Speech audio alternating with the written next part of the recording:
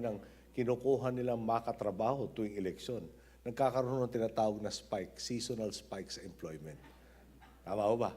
So, kinukumpara po natin, 2010 na may eleksyon, 8% ang unemployment na noong Abril, tayo po sa 2011 na walang eleksyon, 7.2.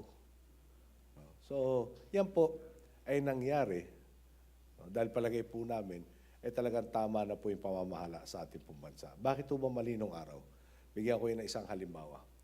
Kilala naman po natin lahat ang Laguna de Bay. Yung Laguna de Bay may proyekto. Yung proyekto, ang layunin, paramihin yung kakaya ng tubig na maipon sa Laguna de Bay. Dahil anong problema? Meron ng siltation. Ang siltation po, mga 4 million cubic meters of silt is deposited on the Laguna Lake yearly. This comes from two sources. One is erosion due to the lack of forest upstream. And the second is the presence of 100,000+ informal settler families. And you know what they do with their garbage near a lake. Okay. Bottom line, the project intended to increase the water holding capacity of the lake. How will they do it? They will remove 12 million cubic meters of silt. But they will not address the problem of lack of forest upstream, nor the presence of the informal settler families. So at best, what would happen would be 3 years respite from the 4 million that comes deposited every year. Okay. I canceled the project. You might ask, why did you cancel the project? Because when they described to me, they will dredge a portion of the lake and put the dredged material to another portion of the lake. So in effect, we are going to play with mud, even though we're all old enough not to be playing with mud. And for the privilege of playing with this mud, it will cost us just a small amount, 18.7 billion pesos. Okay. Now, how much will the conditional cash transfer program cost for 2011? About 23 billion pesos.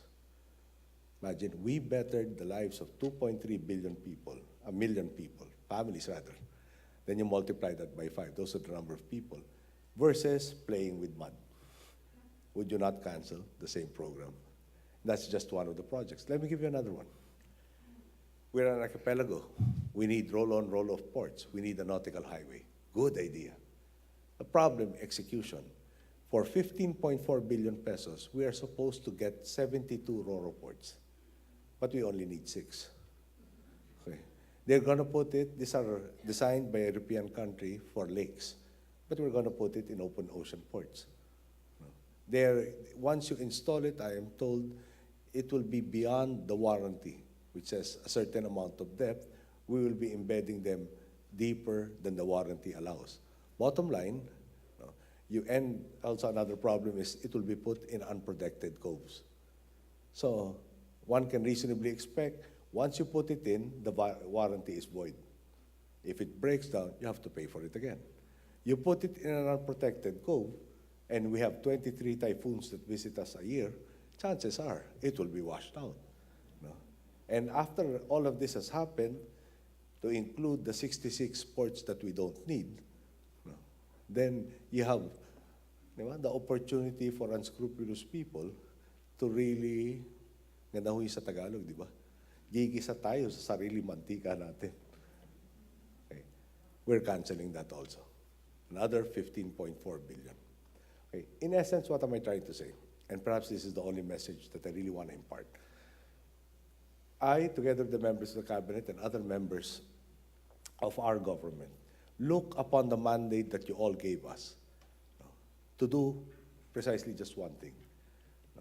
Promote good governance and actually do good governance, leading to empowering our people by providing them the maximum opportunities to improve their lot in life. Okay. How many of us could have thought? You'll get to see the end of the day when you'll say, we cannot build all the schools we need. In a few more years, perhaps in a year or so, we will no longer have to say 40% of our population never get to see a health professional. Okay. Look at our policemen. No?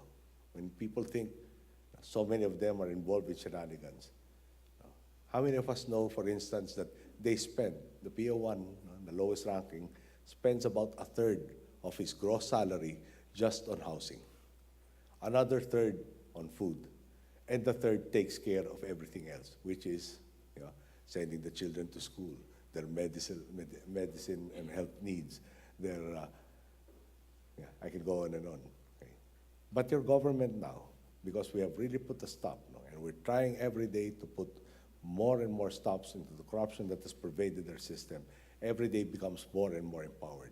So that, as far as the policemen and soldiers are concerned, we will help them, and we are helping them. By the end of this year, we have already distributed 4,000 housing units. We will produce about 21,800 units for this year alone. What does that do?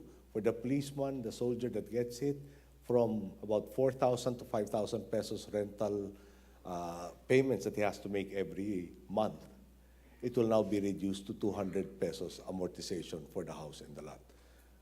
Okay.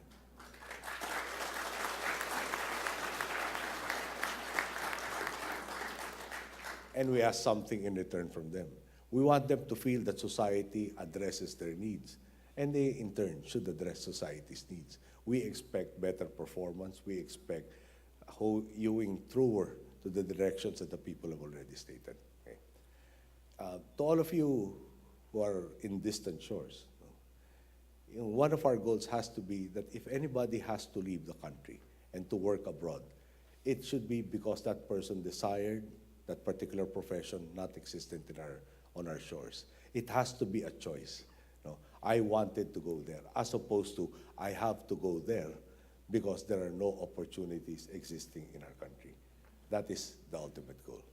To those of you who are here, who have bettered your lives, who still remember yourselves as Filipinos, you have countrymen who would willingly accept your assistance, be it imparting in the knowledge you have gained, networking that you have developed, to help them achieve the improvement in their lots in life a lot faster. Okay. I'm here primarily to try and advance the interests of our country. We've talked to various business groups. I had a few minutes to talk with President Obama, some members of the US legislature, a lot of businessmen, and basically trying to address the myriad concerns that we do have had. And in the first year, roughly, that we are in office, what is really surprising is that there are so many problems that were left to us, but what is even more surprising is the fact that each problem does present a lot of opportunities. The solutions were not as impossible as once was thought. And all it takes really is the will of the people to make sure that the changes we are now wreaking on our country become permanent changes for the better. I will be the first to admit I cannot do it alone. My cabinet will join me and say, we cannot do it alone. But if all of us are focused in just one sentence, we are not accepting the status quo. We will transform our country, and we are changing our country. Then it's only just a question of time as to when we see the Philippines, we look at it in a very different light. Thank you.